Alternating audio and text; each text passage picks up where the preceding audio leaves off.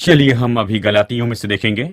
आप सभी के पास गलातियों के नोट्स हैं और हम चर्चा करेंगे मसीह में हमारी पहचान के बारे में या हमारा पुराना और नया मनुष्यत्व के बारे में। अब इसके पहले कि हम आगे बढ़े मैं आपको बता दूं, जैसे मैं आपको बता रहा था कि वचन को पढ़ते रहें, उसमें बने रहें, कल बताया था। और जिस साधन का मैं उपयोग करता हूं, क्योंकि बहुत से लोगों ने मुझसे पूछा कि आप कौन से साधन का उपयोग करते हैं। पहले मेरे कंप्यूटर में बाइबल के प्रोग्राम्स थे। अभी इन दिनों में इसका उपयोग नहीं करता, लेकिन इंटरनेट पे जो फ्री है उसका उपयोग करता हूं और उसका नाम है ब्लू लेटर बाइबल। कितने लोग ब्लू लेटर बाइबल से परिचित है? बहुत ही कम लोग हैं। अगर आप इसे गूगल में देखें, बस टाइप करें ब्लू लेटर बाइबल, यह आपके लिए एक प्रोग्राम लाएगा जिसका आप स्टडी के लिए उपयोग कर सकते हैं। मैं उपयोग करता हूं। और आप सर्च वर्ड में टाइप कर सकते हैं, उदाहरण के लिए विश्वास, प्रेम, और अगर आप दो शब्दों को ढूंढ रहे हैं तो आप उन दो शब्दों को वहां पर टाइप कर लीजिए और ये दो निश्चय ही उन शब्दों को ढूंढेगा और जिस वचन में भी ये दो शब्द हैं वहां पर जरूर आपको सामने लाकर बताएगा। और फिर उस वचन की बाईं ओर मैं सोचता हूँ कि वहाँ 6 अलग आइकॉन्स होंगे और मैं सोचता हूँ वहां पर लेटर सी है। अगर लेटर सी पर आप क्लिक करते हैं तो ग्रीक में आएगा। उस वचन के लिए सारी हिब्रू बातें वहां पर आएगी। उस तरह से आप पढ़ सकते हैं। और फिर है के, ये स्क्रिप्चर नॉलेज की ट्रेजरी है और ये तो टॉपिकल स्टडी है जो उस वचन या उस विषय के ऊपर में आधारित है। इन दोनों का मैं ज्यादा उपयोग करता हूँ। और बाइबल स्टडी अभी बहुत ही सरल हो गई। अगर आपके पास कंप्यूटर है तो ब्लू लेटर बाइबल में जाइए, अभी नहीं। और और इस तरह से आप वचन का अध्ययन करने लगे। ये वचन के अध्ययन में ये आपके लिए बहुत ही मददगार होगा। ठीक है, तो ठीक है, चलिए हम देखते हैं। यहाँ पर गलातियों की पत्री में हम देख रहे थे यहाँ पर पौलुस की पत्री के बारे में। आ, वो आगे सच्चे सुसमाचार की रक्षा करना चाहता था। अनुग्रह का सुसमाचार। अनुग्रह क्या है? मेरी परिभाषा, परमेश्वर का प्रयोजन, माफ कीजिए, हाँ, मनुष्य की हर एक जरूरत के लिए परमेश्वर का प्रयोजन। मनुष्य को जो कुछ भी चाहिए उसका प्रयोजन किया गया है जीवन के हर एक स्तर पर, आत्मा, प्राण और शरीर में। तो हमने अनुग्रह के सुसमाचार पर देखा और यह भी देखा है कि किस तरह से पौलुस वो सच में इसके बारे में जोश में था, क्योंकि जो यहूदी मतवादी लोग थे, वो जो यहूदी विचार वाले वहां पर आए थे कि वहां वो संदेह और दूसरी बातों को बोए और अपना दूसरा सुसमाचार दे जो विश्वास और काम है या फिर केवल काम ही है। और इसीलिए वो ये पत्र लिखता है कि यहाँ पर इस क्षेत्र में जितनी कलीसियां हैं उन्हें वो वहां पर प्रोत्साहित करे और उनमें सुधार लाएं। और फिर हमने चर्चा की यहाँ ये प्रकाशन के ज्ञान की बात पर कि वो कहता है कि जिस सुसमाचार को प्रचार कर रहा है उसे उसने सीधा यीशु मसीह से पाया है। तो इस तरह से मैंने जाना कि मैं इन दो टॉपिक्स को एक साथ देख सकता हूँ, यानी अनुग्रह और प्रकाशन के ज्ञान के बारे में। और मैंने यहाँ पर इसमें से आपको बताया है, लेकिन ये मेरे लिए बहुत ही बुनियादी बातें हैं। हमें ये समझना होगा कि अनुग्रह क्या है और हमें ये समझना होगा कि विश्वास कहाँ से आता है। और हम विश्वास के बारे में हमारे अगले लेसन में देखने वाले हैं। विश्वास तो परिणाम है या फल है। ये तो आत्मिक सचेतता का फल है, किसी तरह के सत्य का, जिसे मैं प्रकाशन का ज्ञान कहता हूं और आप कुछ और भी कह सकते हैं, कोई बात नहीं। सच्चा विश्वास तो यहीं से आता है। तो प्रकाशन का ज्ञान ही तो कुंजी है अगर हम विजय में चलने वाले हैं। हमने ये भी देखा है कि कैसे कलीसिया, तो यीशु कौन है, इसके प्रकाशन पर बनी है। तो इन पहली बातों को हमने देखा है और आज हम यहाँ पर चर्चा करेंगे, आगे देखेंगे। गलातियों की पत्री में हम ज्यादा देखेंगे, चर्चा करेंगे कि हम मसीह यीशु में कौन हैं। हमारा मुख्य वचन क्या है? गलातियों क्या? गलातियों 5:1। गलातियों 5:1 क्या कहता है? मसीह में जिस स्वतंत्रता के लिए हमें आजाद किया गया उसमें तुम बने रहो और दूसरी बातों में न फंसो, जुए के बंधन में न फंसो। यही तो मुख्य वचन दिया गया है। मसीह ने जिस स्वतंत्रता के लिए हमें आजाद किया है उसका बहुत ज्यादा संबंध है कि उसने हम में क्या किया और हम उसमें क्या हैं। ठीक है, चलिए देखिए गलातियों 2:20। गलातियों 2:20 बहुत ही विख्यात वचन है और आज इस वचन को हम गहराई से देखेंगे। पौलुस कहता है कि मैं मसीह के साथ क्रूस पर चढ़ाया गया। अब मैं जीवित नहीं रहा, अब मैं नहीं, पर मसीह मुझ में है। लेकिन अब मैं शरीर में जो जीवन जीता हूं वो परमेश्वर के पुत्र पर विश्वास से जीता हूं, जिसने मुझसे प्रेम किया और अपने आप को मेरे लिए दे दिया। यानी यही तो हमारा अगला विषय है और यही बात पौलुस उन्हें समझाने की कोशिश कर रहा है कि उनकी आजादी में उन्हें रखें। और वो कहता है कि मैं तो मसीह के साथ में क्रूस पर चढ़ाया गया हूं। अब मैं जीवित नहीं, लेकिन मसीह मुझ में जीवित है और हम विश्वास से जीते हैं। और ये किसके विरुद्ध में है? व्यवस्था के विरुद्ध में है। हम परमेश्वर के पुत्र पर विश्वास से जीते हैं, इसलिए सच में हमारा जीवन तो अब परमेश्वर का जीवन है, मसीह का, यीशु का या आत्मा का, जो हम में और हमारे द्वारा प्रकट होता है। ये तो केवल विधियां या आस्था का नियम नहीं, माफ करना, आस्था और व्यवस्था का जीवन नहीं है। ठीक है, तो चलिए हम खुद से पूछते हैं कि ये इतना महत्वपूर्ण क्यों है। लेटर ए में हम पौलुस की शिकायत देखते हैं। चलिए गलातियों 4 में देखें। पौलुस की शिकायत गलातियों 4, 8 से 11 तक। वो कहता है तो कैसे कि जब तुम परमेश्वर को नहीं जानते थे तो तुम उनकी सेवा करते थे जो स्वभाव से ईश्वर नहीं है। यहां पर वो कह रहा है, शायद मूर्ति पूजा के बारे में कह रहा हो, या अन्य जाति से कह रहा हो, या विधियों के बारे में कह रहा हो, जो कि जबकि यहूदियों से कह रहा हो, जो सच में ईश्वर नहीं है, उनकी सेवा कर रहे थे। लेकिन अब जबकि तुमने परमेश्वर को जान लिया या परमेश्वर के बारे में जान लिया है, तो उन निर्बल और निकम्मी आदि शिक्षा की बातों की ओर क्यों फिरते हो, जिनके तुम दोबारा दास होना चाहते हो। और ये कमजोर और निर्बुद्धि की बातें क्या है, वो किसके बारे में कह रहा है? मैं आपसे जवाब पाना चाहता हूं, इसलिए चाहता हूं कि आप मुझे उत्तर दीजिए। ठीक है, वो क्या कह रहा था? कमजोर और निकम्मी बातें। ठीक है, परिश्रम, मनुष्य के काम। चलिए पढ़ते हैं आगे, और आगे ये हमें बताता है। वचन 10, तुम दिनों को मानते हो, महीने और समय को मानते हो, और साल को मानते हो। वो कह रहा था सभी बातों से बढ़कर यहूदी परंपरा या फिर यहूदी व्यवस्था के बारे में, कुछ पवित्र दिनों के या कुछ पर्वों के समय के बारे में, और कुछ साल, जैसे उदाहरण के लिए जुबली साल और ऐसे, ये केवल दर्शाने वाले ही थे। वो यही कह रहा है कि तुम तो इससे आजाद कर दिए गए हो, लेकिन अभी तुम इसी में वापस जा रहे हो। तुम प्रभु को जानते हो, लेकिन अभी तुम वापस जा रहे हो उन निर्बुद्धि बातों की ओर। क्या आपको ये सकारात्मक सुनाई देता है? ऐसा जिसे निकम्मा कहा गया है, जो कि बिल्कुल उनके नीचे है। और वो कहता है क्या तुम फिर से बंधन में जाने की इच्छा रखते हो? ये क्या है? मनुष्य का स्वभाव, जो चाहते हैं कि वो किसी के समान हो जाएं। यही पौलुस की चिंता थी। वो इस बात को जानता है कि कई बार जो लोग न्याय जन पाते हैं, फिर भी उनका मन उस सच्चाई के लिए न्याय बनाया जाना चाहिए जो शैतान उनके मन में डालना चाहता है। और जैसे हमारी मनुष्यता है, मैं इस तरह से कहूंगा, हमारी मनुष्यता चाहती है कि कोई हमें बताए कि हमें क्या करना चाहिए। हमारे अंदर ऐसा कुछ है जहां पर हम सही महसूस नहीं करते हैं, जब तक कि हम इसे न जांच लें, उस लिस्ट में से न देख लें कि क्या मैंने इसे किया है, क्या मैंने इससे किया है या नहीं, ताकि मैं अपने बारे में अच्छा महसूस करूं। और आशा करता हूं कि प्रभु भी मेरे बारे में अच्छा महसूस करें और मेरे दोस्त मेरे बारे में अच्छा महसूस करें। क्या आपने ऐसा कुछ किया है जिसके बारे में आपका परिवार खुश नहीं था? जानते हैं, आपके माता पिता आपके लिए एक लिस्ट रखते थे। वो आशा करते थे कि आप उसे करें या इसे हासिल करें जीवन में, या जो कुछ भी हो। और फिर आप अचानक 90 डिग्री का टर्न लेते चले जाते हैं। मैंने ऐसा किया है। मेरे पिताजी इसके बारे में बड़े निराश थे। जब मैं स्कूल से निकला और फिर मैं अपने विश्वास में आगे बढ़ा, फिर मैं बाइबल स्कूल में गया, और फिर मैं गया मिशन फील्ड पर, और फिर दूसरी बार फिर से मिशन फील्ड पर गया और काफी साल तक वहीं पर बने रहा। वो मुझसे कभी खुश नहीं थे, क्योंकि वो चाहते थे कि मैं उस दायरे में रहूं जिसके बारे में वो अपने मन में सोचते थे कि एक सफल व्यक्ति इस तरह का होना चाहिए।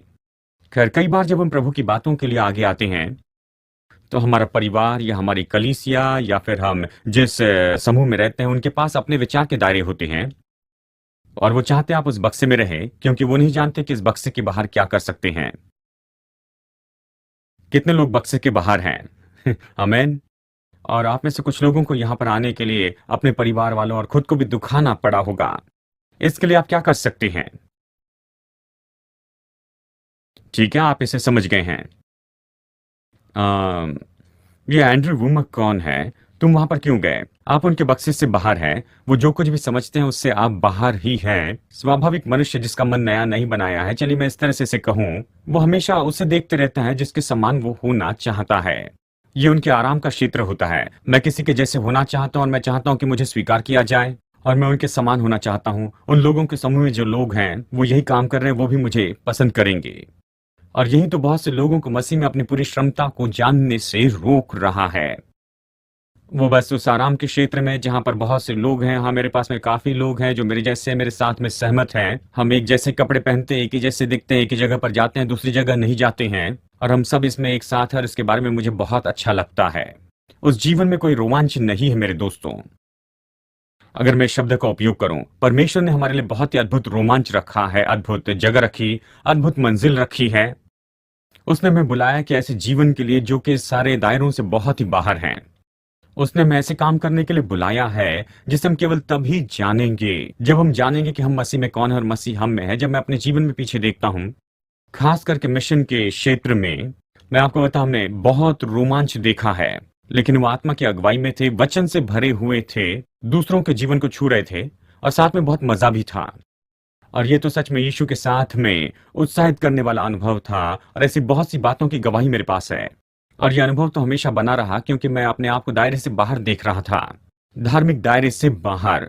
तो पौलुस कह रहा है कि तुम क्यों इस तरह की निर्बुद्धि बातों की ओर जाते हो, जिसके कारण तुम फिर से गुलामी में आना चाहते हो। तुम मान रहे हो नियम और सारी विधियां और धार्मिक विधियों का पालन कर रहे हो। क्यों तुम उसमें क्यों वापस जा रहे हो? वचन 11 में वो कहता है, मैं तुम्हारे बारे में डरता हूं।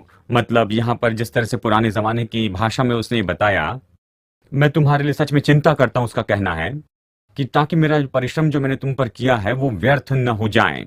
मैं सोचता हूं किसी ने इसके बारे में मुझे सवाल पूछा था, लेकिन इसका यही तो अर्थ होता है। उसकी ये चिंता है कि उसने जो कुछ भी उनके अंदर बोया था और ये अनुग्रह का सुसमाचार उन्हें बताया था, अपना जीवन उंडेल रहा था और यीशु का चिन्ह अपने शरीर पर लिए चल रहा था, और उसने ये सब कुछ जो भी किया था, और फिर अभी यहाँ पर वो देख रहा था कि ये लोग जो है यहाँ पर गलत शिक्षाओं में जा रहे हैं और पिछली बातों में वापस जा रहे हैं, अंधकार की आस्था में, और जिन बातों से वो पहले छुड़ाए गए थे वो उसमें वापस जा रहे हैं। वो उसमें वापस क्यों जाएं?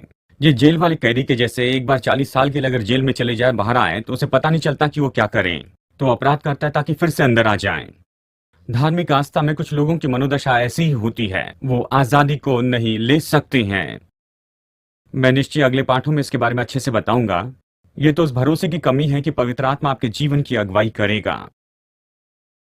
ये तो इस भरोसे की कमी है कि पवित्र आत्मा आपके जीवन में मार्गदर्शन करेगा, आपके जीवन में परिपूर्णता लाएगा। आप और भी कुछ चाहते हैं, आप एक चेकलिस्ट चाहते हैं जिसे आप पूरा कर रहे हैं।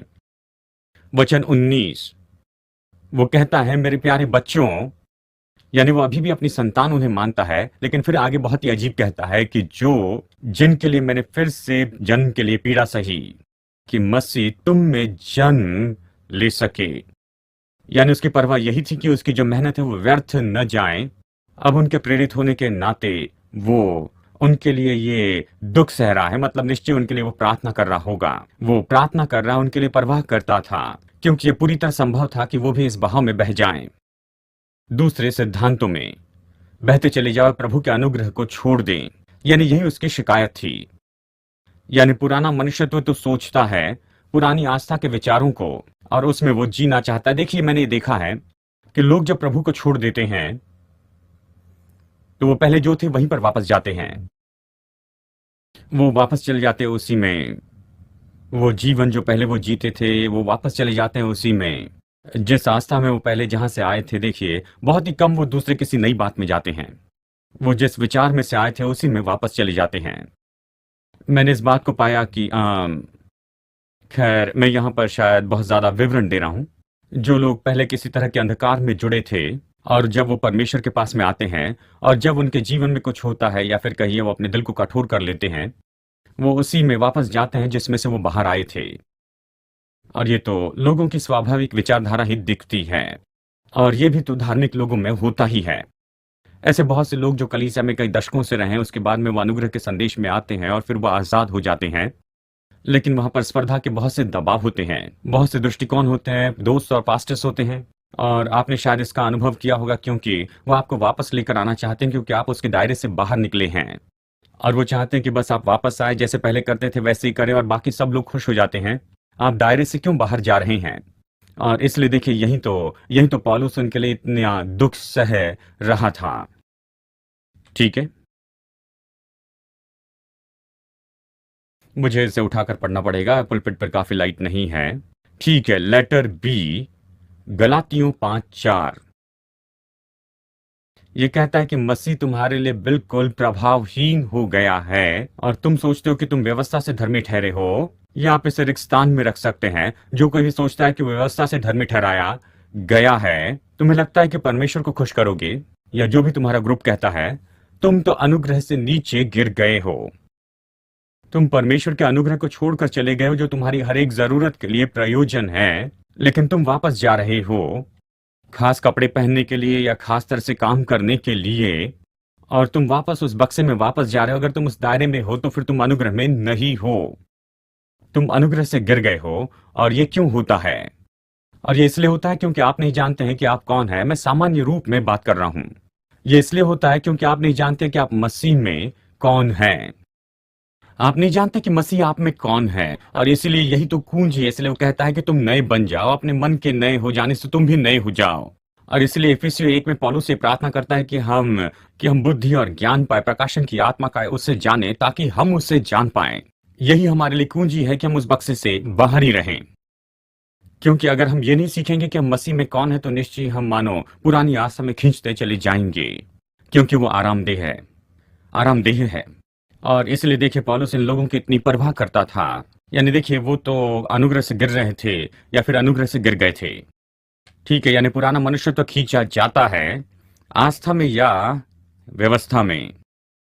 खैर, मेरे उद्धार तक तो मैं किसी नैतिकवादी कलीसिया में नहीं था, लेकिन मेरे उद्धार के पहले की बात है। मेरे पास में ऐसी पृष्ठभूमि नहीं है। मैं जीसस मूवमेंट में उद्धार पाया हूँ। 70 के दशक की बात है, और वहां पर सब कुछ बदल रहा था। पारंपरिक कलीसियाएं जरूरत पूरी नहीं कर पा रही थी उन समूह, हिप्पी के समूह की जो कलीसिया में आ रहे थे। हालांकि मैं हिप्पी नहीं था, लेकिन मैं वहां पर था उस वातावरण में। और वहां पर नई नई कलीसियां आ रही थी। उनमें से बहुत सी कलीसियां तो अभी मेगा चर्च हो गई हैं। वो 70 के दशक में कॉफी हाउस या होम ग्रुप के रूप में शुरू हुए थे। मुझे याद है उस समय मैं छोटे से समूह में हुआ करता था जो बढ़ते चले गए, और उनमें से जो लोग जुड़े हुए थे अभी मेगा चर्च के पास्टर बन गए हैं। ये जो बड़े इंडिपेंडेंट चर्च हैं जो आज हैं, वो तो 1970 के दशक में नहीं थे। ये तो उस युग में जन्मे हैं, उस समय जब लोग उस बक्से से बाहर सोचने की कोशिश कर रहे थे। वो पवित्र आत्मा से भर रहे थे, अन्य भाषा में बोल रहे थे, और उनमें से कुछ न शर्ट पहनते थे न जूते पहनते थे, और बस ऐसे ही उस समय के पुराने चर्च में चले जाते थे। यानी वहां पर देखिए एक दायरा था वहां जिसमें जीसस मूवमेंट फिट नहीं हुई, और इसके कारण बहुत से नई कलीसियाएं आई जो अब 30-40 साल की हैं। वो उसी में से आए हैं। लेकिन अब परमेश्वर कौन सी नई बात कर रहा है? परमेश्वर आपके साथ क्या करना चाहता है? क्या आप सोचते हैं उससे परे जहां से हम आए हैं? देखिए, मैं इसे इस तरह से देखता हूं। आप लोग तो यहाँ पर इस बाइबल स्कूल में शिक्षा पा रहे हैं। इस शिक्षा के लिए मुझे 3 दशक लग गए। आप इसे पा रहे हैं बहुत ही सटीकता से, इतने बहुत ही कम समय में। और मुझे निश्चय आप में कोई संदेह नहीं कि मैं जितना जानता हूं उससे आप ज्यादा जानेंगे। यही मेरा लक्ष्य है। प्रभु की स्तुति हो, 10 या 20 साल में आपके पास में बहुत ज्यादा प्रकाशन होगा, और आप निश्चय बहुत ज्यादा काम करेंगे उन सभी से जो यहाँ पर सिखा रहे हैं। यही तो लक्ष्य है, यही तो हम चाहते हैं। लेकिन क्या आप अपने धार्मिक बक्से या दायरे से बाहर देखना चाहते हैं? क्या आप इस तरह से देखना चाहते हैं कि आप मसीह में कौन है और मसीह आप में क्या है, और वो आपके लिए क्या कर सकता है? और क्या आप अपना जीवन रोमांच में जीना चाहते हैं, या फिर आप वापस जाकर चर्च में नौकरी करना चाहते हैं? मैं उससे नीचा नहीं दिखा रहा हूं, यह मेरे दिल की बात है। देखिए, हम में से कुछ लोग, खैर बाइबल स्कूल में यहाँ पर मेरे पास में एक नौकरी है, ठीक है। मेरे लिए ये रोमांच है, मैं रोमांच में जीवन जी रहा हूँ। लेकिन आप में से कुछ लोग हैं, देखिए मैं 12 साल से मिशन फील्ड में रहा हूँ। मैं दूसरे देशों में गया हूँ और मैंने बहुत से अनुभव भी पाए हैं। क्या आप चाहते हैं कि परमेश्वर आपको उससे बाहर निकाल कर ले जाए जिसमें आपका परिवार, चर्च या दोस्त आराम से रहते हैं? क्या आप वो होने के लिए तैयार हैं जिसके लिए यीशु ने आपको बुलाया है? देखिए, ये तो उससे भी ज्यादा प्रकाशन होगा जहां पर जो अभी इस पीढ़ी के पास में है। यही तो वो उत्साह है, यही तो संभव है, यही तो वो क्षमता है। और इसलिए पौलुस वहां पर कहता है कि जिस आजादी ने, जिस स्वतंत्रता ने तुम्हें मसीह में आजाद किया, उसमें तुम डटे रहो, वापस उस बक्से में न चले जाओ। हमें तो इस पूरे संसार तक पहुंचना है। आप अपनी पीढ़ी के लोगों के लिए जिम्मेदार व्यक्ति हैं। आप भूतकाल की पीढ़ी तक नहीं पहुंच सकते हैं, भविष्य के लोगों तक नहीं पहुंच सकते, केवल इसी पीढ़ी के लोगों तक पहुंचते हैं। कितने लोग चाहते हैं कि उस जगह पर जाए जहां पर कभी सुसमाचार प्रचार नहीं किया गया है? या कितने लोग महसूस करते हैं ऐसी जगह पर जाएं जहां पर सुसमाचार है, लेकिन वहां पर केवल आस्था का संदेश दिया गया है और आप उसमें जीवन और ज्योति ला सकते हैं? कितने लोग इससे परे सोचते हैं कि बस एक नौकरी पाना और जैसे तैसे जी लेना?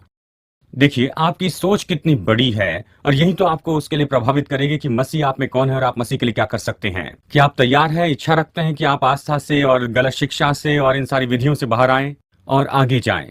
कितने लोग आगे जाना चाहते हैं? प्रभु की स्तुति। देखिए, मतलब वहां पर सच में जीवन है और जो आप सोचते हैं उससे ज्यादा रोमांच है, कल्पना से भी बढ़कर। यदि आप उससे कदम बाहर निकालेंगे जो सोचते हैं, दूसरे लोग सोचते हैं कि आपको ये करना है। ठीक है, ज्यादा प्रचार कर रहा हूं क्या? ठीक है, चलिए आगे देखते हैं। यहां तक कि पत्रस इसमें आया। गलातियों अध्याय 2 वचन 11 से 20 देखें। गलातियों अध्याय 3 वचन 11 और 20 मैं आपको दिखाना चाहता हूं ये कितना आसान है। ये पत्रस कौन था? पत्रस एक मछुआरा था जो पवित्र आत्मा की सामर्थ से बदल गया। उसने प्रभु का 3 बार इनकार किया था, लेकिन पेंटिकोस्ट के दिन पवित्र आत्मा की सामर्थ से बदल गया। ये खड़ा होता है, ये जिसने छोटी लड़की के सामने वहां पर इनकार किया था, ये खड़ा होता है और प्रचार करता है और हजारों लोग उद्धार पाते हैं। और यही वो पहला है जिसे प्रभु दर्शन देता है कि एक चादर नीचे आ रही है, आपको याद होगा, और परमेश्वर सभी को शुद्ध कहता है। इसका मतलब यह है कि उसे अन्य जातियों में जाकर प्रचार करना होगा, यानी वो जाकर अन्य जातियों में पहला संदेश देता है। ऐसा व्यक्ति जिसका प्रभु ने उपयोग किया, यह पानी पर चल रहा था। शायद कुछ लोग इस पर डूबने का दोष लगाएंगे, लेकिन यह आपसे ज्यादा पानी पर चला है। ठीक है, मुझसे ज्यादा चला है। यानी ये देखिए, ये ऐसी बात है जहां पर ये तो वचन में बहुत ही महत्वपूर्ण व्यक्ति है। तो पत्रस यहाँ पर अंताकिया में आता है। चलिए वचन 11 से आगे पढ़ते हैं। अध्याय 2 वचन 11 गलातियों में यहाँ पर यह कहता है कि जब पत्रस अंताकिया में आया तो पौलुस उसके सामने खड़ा हुआ, क्योंकि उस पर दोष लगाया जाना था। देखिए, पौलुस गड़बड़ी नहीं कर रहा था। मुझे कोई परवाह नहीं कि पत्रस कौन है, शायद पानी पर भी चला होगा, कि उस पर दोष लगाएं। और फिर वो कहता है कि इसके पहले याकूब से कोई तो भी आया था जो अन्य जातियों के बारे में बता रहा था। यहाँ पर बहुत सी जानकारी लाइन के बीच में हम देख सकते हैं। याकूब जो कि वहां यरूशलेम की कलीसिया का लीडर था, वो तो वहां अन्य जातियों के लिए परमेश्वर के अनुग्रह के बारे में पूरी तरह से नहीं जानता था। आपको समझना होगा, ये सभी लोग सिद्ध नहीं थे, और जब पहली बार ये संदेश सुनते हैं तो 100% इससे वो नहीं पाते हैं। यहाँ पर उन्नति की क्रिया है। ये यहूदी जो व्यवस्था से आए थे, अनुग्रह में आए थे हजारों साल बाद, देखिए उनके दायरे के बारे में आप अगर देखें तो हमें उन्हें अनुग्रह देना चाहिए कि इसे जाने कि उन्हें इसमें बढ़ना ही होगा। और जब लोग वहां पर याकूब की ओर से आ रहे थे तो पतरस निश्चय याकूब के दृष्टिकोण के बारे में सोचता था। यानी याकूब के कुछ राजदूत आते हैं। ये कहता है कि कुछ लोग याकूब की ओर से आए और पतरस तो अन्य जातियों के साथ खा रहा था। यानी उसने यहाँ पर बदलाव पाया था और वो तो अन्य जातियों के विश्वासियों के साथ मिलकर काम कर रहा था। यानी जब वो आए, यानी याकूब के लोग वहां पर आए, तो उसने खुद को दूर किया और उनका भय मानते हुए खुद को अलग किया। वो तो खतना वाले लोग थे। उसके पास पेंटिकोस्ट के दिन में डर नहीं था, लेकिन याकूब का डर था। हम यहाँ पर देखते हैं कि ये एक जगह पर डटे नहीं रहे हैं। ये तो मनुष्य के स्वभाव है। ये बाइबल के हीरो थे कि कैसे उन्हें खुद को इस प्रकाशन में आना था, और ये तो उनमें से कुछ लोगों के लिए क्रिया थी। और फिर वचन 13 कहता है कि दूसरे यहूदी इसी तरह से इकट्ठा हुए। मैंने इसे देखा, शायद आपकी बाइबल में इसके लिए बहुत ही अच्छा शब्द है, जो झूठे या भरमाने वाले दिखते थे। ये बताता है वो झूठे और भरमाने वाले दिखाई दे रहे थे। और फिर दूसरे यहूदी जो लोग थे वो तो उनके साथ में इतने जुड़ गए, जैसे कि यहाँ तक कि बरनबास उनके भरमाने में वहां पर आ गया था। यानी यहाँ तक कि पौलुस का पार्टनर ये भी वहां पर देखता है कि ये अन्य जातियों के साथ में वो खा रहा था और इसके लोग यहाँ पर आए तो वो पीछे चले गया। और वचन 14 में पौलुस कहता है कि जब मैंने ये देखा कि वो तो निश्चय सही तरीके से नहीं चलते हैं, जो सुसमाचार के सत्य के अनुसार नहीं चलते, इसलिए पतरस के सामने मैंने कहा, उसे वो बाजू में नहीं लेकर गया, अलग नहीं लेके गया, सीधा मुंह पर उसने कह दिया। मैंने उन सब के सामने पतरस से कहा कि यदि तुम एक यहूदी हो और अन्य जाति के तरीके से रहते हो, दूसरे शब्दों में अगर अनुग्रह का संदेश तुमने पाया और ये जाना है कि हम मसीह में एक देह हो गए हैं और यहूदी जैसे नहीं रहते हैं, तो फिर क्यों हमें विवश करता है कि हम यहूदियों के जैसे जिए? यहाँ पर अन्य जातियों से क्या दूर करना यहाँ इस बात को दर्शाता है, वो अच्छे नहीं हैं। इसका मतलब यह है कि उन्हें क्या करना है? उन्हें यहूदी जैसे होना है। यहाँ पर ये पौलुस की समस्या थी और इसके कारण वो परेशान हुआ। और वचन 15, हम जो स्वभाव से ही यहूदी है और अन्य जाति के जैसे नहीं, यानी अपनी वाचा के बारे में कहता है, ये जानते हैं कि व्यवस्था के काम से मनुष्य धर्मी नहीं ठहराया जाता है, लेकिन यीशु मसीह के विश्वास पर ही, यहाँ तक कि हमने भी यीशु पर विश्वास किया है कि हम भी मसीह के विश्वास से धर्मी ठहराए जाएं और व्यवस्था के कामों से नहीं। क्योंकि व्यवस्था के कामों से कोई मनुष्य कभी धर्मी ठहराया नहीं जाएगा। सामर्थ्य है कि निश्चय खुद को धर्मी ठहराने के लिए और कोई मार्ग नहीं है, चाहे वो मूसा की व्यवस्था हो या कोई भी दूसरी व्यवस्था हो, चाहे आपके चर्च के जो भी नियम हो, आपका डिनोमिनेशन या आपका समूह जो भी, आपको धर्मी ठहराने के लिए और कोई तरीका नहीं। और फिर आगे कहता है कि यदि हम ये ढूंढते हैं, खोजते हैं कि मसीह के द्वारा धर्मी ठहराए जाएं, तो हम निश्चय यहां पर पाते हैं कि हम भी तो यहां पर पापी हैं। यदि हम यहां पर अनुग्रह के सुसमाचार को लेते हैं लेकिन उसके साथ में बिल्कुल उसी समय उसकी ओर वापस चले जाते हैं जिसे हम छोड़कर आए हैं, ताकि हम तो बस वैसी हो जाए, क्या कहा जाए, वो निकम्मे हो जाएं, निकम्मे काम करे, जैसे दिन और हफ्तों को माने या ऋतु माने, जो भी हो। यदि आप अनुग्रह को गले लगाते हैं और उन बातों की ओर पीछे चले जाते हैं, तो वो कहता है बस यही तो समस्या है। तो वो कहता है वचन 17 में, जबकि हम मसीह के द्वारा धर्मी होने के लिए ठहराते हैं तो हम खुद को पापी भी देखते हैं। तो क्या फिर मसीह पाप की सेवा करने के लिए है? या दूसरे शब्दों में, क्या इस तरह की शिक्षा में यीशु यहाँ पर जुड़ा है? क्या यीशु इस नैतिकता में वापस आने के बारे में जुड़ा है? नहीं, प्रभु न करें। क्योंकि यदि मैं उन बातों को फिर से बनाऊं जिसे मैंने नाश किया है, तो मैं अपने आप को एक अपराधी बना देता हूं। यह परमेश्वर की गलती नहीं। यानी जो लोग पीछे चले जाते हैं, अपने दायरे में वापस चले जाते हैं, मैं इस शब्द का उपयोग इसलिए कर रहा हूं ताकि हम सोचे कि हम जो कोई आस्था से आते हैं, जब आप उसमें वापस जाते हैं तो आप खुद अपराध करते हैं। परमेश्वर के ऊपर उसके लिए दोष नहीं लगाना है, आप उसके लिए दोषी। आप ये नहीं कह सकते क्या मुझे प्रभु से कोई वचन मिलेगा कि प्रेयर शॉल पहननी चाहिए, मुझे प्रभु से वचन मिला है कि मुझे सब मानना है। नहीं, वो प्रभु का वचन नहीं है। मैं आपको ठोकर नहीं पहुंचाना चाहता, लेकिन बता दूं यदि परमेश्वर आपको उसमें वापस नहीं लेकर जाएगा, जो कि मसीह की जो असलियत है उसकी केवल छाया थी, परछाई थी, नहीं तो फिर वो मसीह को ही दूर कर देगा। दूसरे शब्दों में, अगर आप उन पुरानी बातों में चले जाते हैं और कहते हैं कि परमेश्वर ने मुझे करने के लिए कहा है, तो आप मसीह को नीचे ला रहे हैं। और मैं आपको यही कहूंगा, वो प्रभु नहीं है, आप गलत हैं, गलत हैं। ठीक है। वचन 18 में यह कहता है, जिन्हें मैंने नाश किया, अगर उन्हीं बातों को मैं फिर से बनाऊं। देखिए वचन 19, पहले व्यवस्था में था, व्यवस्था के लिए मर गया ताकि मसीह में परमेश्वर के लिए जीऊं। और फिर वचन 20 में कहता है, मैं मसीह के साथ क्रूस पर चढ़ाया गया हूं। अब मैं जीवित नहीं, लेकिन मसीह मुझ में जीवित है। और शरीर में मैं जो जीवन जीता हूं, परमेश्वर के पुत्र पर विश्वास से जीता हूं, जिसने मुझसे प्रेम किया और खुद को मेरे लिए दे दिया। पौलुस यहां पर स्थापित कर रहा है अपनी बिल्कुल नई पहचान। हमने पहचान के बारे में चर्चा की है दूसरी क्लासेस में, डीई में। मैं सोचता हूं हमने अपनी पहचान के बारे में चर्चा की है। हमारी पहचान तो हमारे समाज में बहुत ही महत्वपूर्ण है। लोग नहीं जानते हैं कि वो कौन है, तो लोग एक समूह को देखते हैं जिसके साथ में वो अपने आप को जोड़े, अपनी पहचान कर दें। यानी पहचान तो महत्वपूर्ण है। लोग बुद्धिमत्ता के क्षेत्र में पहचान देखते हैं, और अगर वो परमेश्वर को नहीं जानते हैं तो वो बढ़ते हैं आगे नास्तिकता की ओर ही। वो भावनात्मक रूप में पहचान देखना चाहते हैं, और वो किसी तरह के समूह को देखना चाहते हैं। यहाँ तक कि कुछ लोग नहीं जानते हैं कि वो शारीरिक रूप में कौन है, तो अपनी मर्जी से चुन लेते हैं और ढूंढना चाहते हैं किसी को जो उनकी उसमें मदद करें। लोग तो पहचान ढूंढ रहे हैं। यहां तक कि विश्वासी अपने जीवन में भटक रहे हैं और नहीं जानते हैं कि वो कौन है। और इसलिए आप पाएंगे कि विश्वासी लोग जो हैं इन धार्मिक समूह की और खींचते जा रहे हैं, और ये धार्मिक विधियां और ये अंधविश्वास, क्योंकि वो नहीं जानते वो कौन है। जब आप जानते हैं कि आप कौन हैं, तो आप उन बातों की ओर नहीं जाते हैं, आप उन्हें पहचानते हैं। जब मैं धार्मिक विचार को देखता हूं, मैं शब्द कहूं, तो मेरा बीपर ऑन हो जाता है। मैं निश्चय इनके फर्क को जानता हूं। मैं उकसाए जाने को महसूस कर सकता हूं 10 मील की दूरी से, और मैं इन बातों में निश्चय ही जुड़ा था। मैं इसका स्वाद जानता हूं, मैं इसकी गंध जानता हूं, मैं जानता हूं कि ये सच में कैसा होता है, आत्मिक धार्मिक उकसाया जाना। मैं उन बातों को अच्छे से देख सकता हूं, तो मैं उनके पीछे क्यों जाऊं?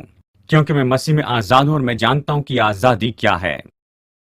और इसलिए जब कोई आकर अपनी बात मुझ पर थोपने की कोशिश करता है कि मैं उनके लिए स्वीकार किया जाऊं, मैं देखता हूं वो मेरे मार्ग में आ रहा है। मैं जानता हूं कि वो सच में क्या है। देखिए, इसके लिए समय लगता है। इसके लिए समय लगता है कि आप ये जाने कि आप मसीह में कौन हैं। आपकी पहचान ही सारी बातों को निश्चित करती है। आप जीवन में अपने उद्देश्य को नहीं जानेंगे जब तक न जाने मसीह में कौन है। आपका उद्देश्य आपकी पहचान में जन्म लेता है। हम सब अलग अलग हैं, हम सबके पास अलग उद्देश्य हैं। आप वो उद्देश्य नहीं जानेंगे जब तक न जाने कि मसीह आप में कौन है।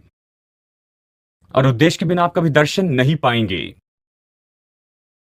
और देखिए, जब तक कि आप ये न जाने कि आप कौन हैं, आप तो बस अंधकार में ऐसे भटकते जाएंगे।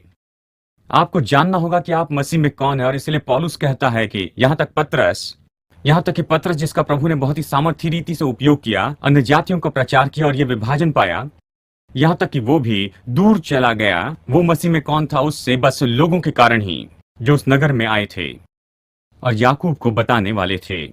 यानी यहाँ ये विश्वास का खंबा, वो भी अपने विश्वास को खो देता है कि वो कौन है कुछ पल के लिए, जब तक कि पौलुस उन्हें सबके सामने न डांटे। यानी ऐसा नहीं जो दूसरे लोगों के साथ में होता है, यह हमारे साथ में होता है।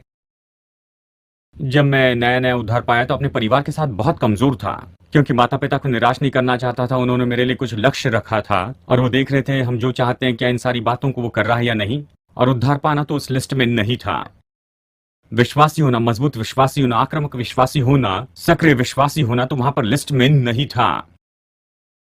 यानी मैं इस बात को सोचता था और अपने माता पिता से बहुत डरता था। मैं सब लोगों के सामने हिम्मत से कहता, लेकिन घर में बहुत डरता था। जब भी मैं घर में जाता था, ब्रेक के समय जब भी जाता था, मैं तो यहाँ पर सच में हिचकिचाता था और सच में जो हूं वैसा नहीं हो सकता था उनके साथ, जब तक कि मैंने ये न जाना कि मैं मसीह में कौन हूं। और उसने मेरे माता पिता के साथ का संबंध बदल दिया। क्या आप इस तरह से डटे रहने के लिए तैयार हैं? क्या आप ये निर्णय लेना चाहते हैं कि जान ले कि आप मसीह यीशु में कौन हैं? और खैर, उसके बाद में हम आगे बढ़ते हैं। चलिए पुराने और नए मनुष्यत्व के बारे में चर्चा करें। इफिसियों 4, थोड़ा रफ्तार से जाएंगे। इफिसियों 4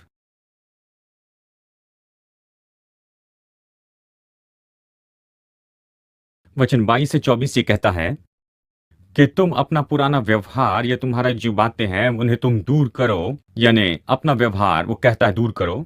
तुम अपना पुराना स्वभाव बदल दो, तुम्हारा पुराना मनुष्यत्व तुम इससे दूर करो। किसे करना है? हमें करना है, जो कि भ्रष्ट हो गया है भरमाने वाली अभिलाषा के कारण, और अपने मन की आत्मा में नए होते चले जाओ।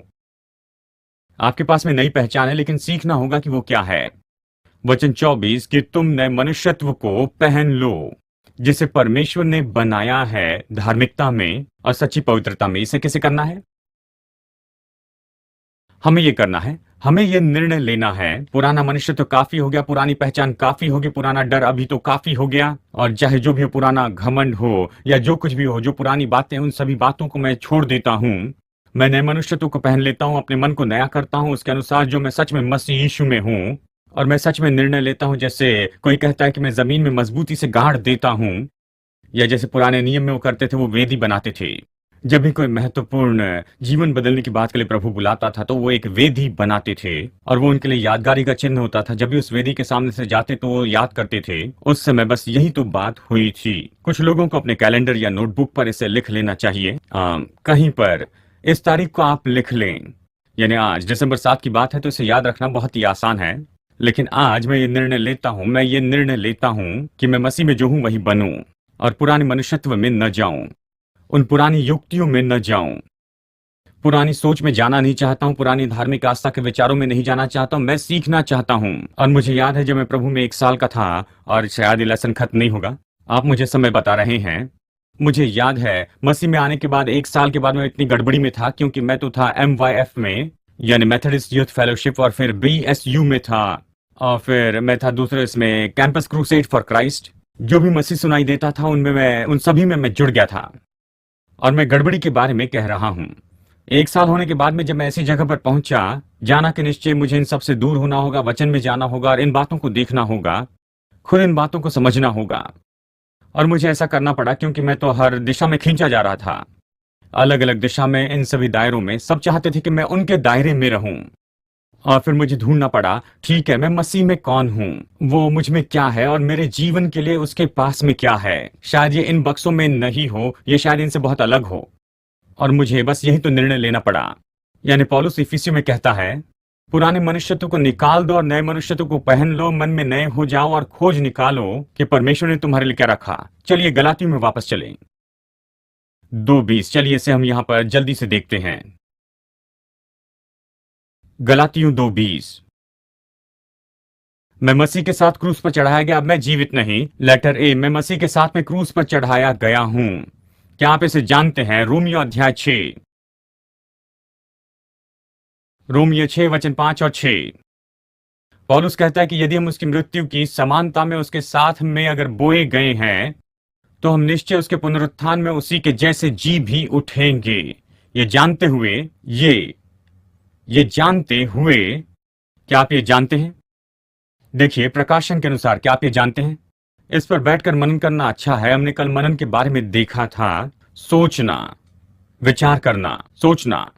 आप समय लें और अपनी अलौकिक कल्पना के द्वारा आप निश्चय देखें आपका पुराना मनुष्यत्व क्रूस पर है मसीह के साथ, जब तक कि वो आपके अंदर जीवित ना हो जाए। इसे जानते हुए अब तक आप जो भी वजन लिए चल रहे हैं, ये उससे आपको आजाद कर देगा।